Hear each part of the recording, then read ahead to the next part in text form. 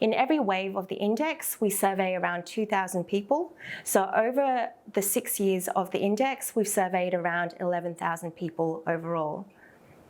We try to capture data so that it's representative of the national population of Australia, but we also collect boosted samples of minority and marginalised groups to make sure that their voices are heard and that they're represented in the data as well.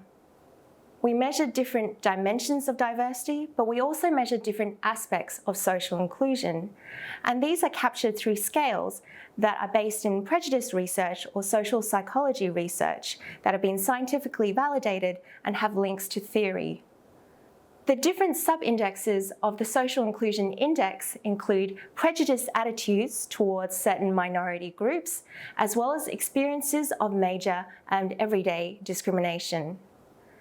Major discrimination refers to fairly major life-altering events like being unfairly fired from a job or being unfairly denied an education.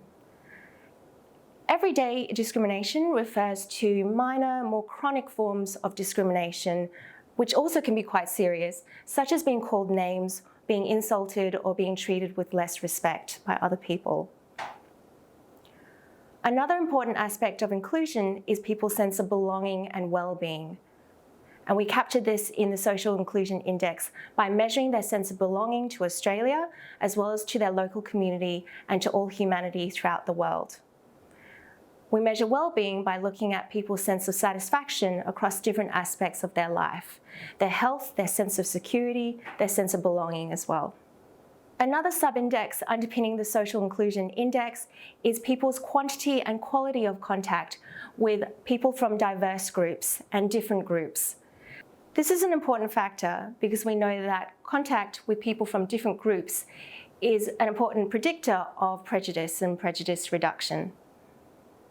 We also measure people's willingness to advocate and to volunteer for social inclusion. So we look at whether people are willing to do things like take part in a demonstration, whether they're willing to write a letter to support social inclusion, even whether they're willing to validate and listen to the experiences of someone who's been discriminated, or to say hello to someone who's quite different to themselves.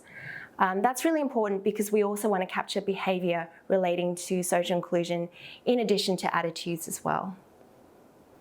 We're really keen to do more research in this area, and we welcome any opportunities to collaborate with others who are also interested in improving social inclusion in Australia.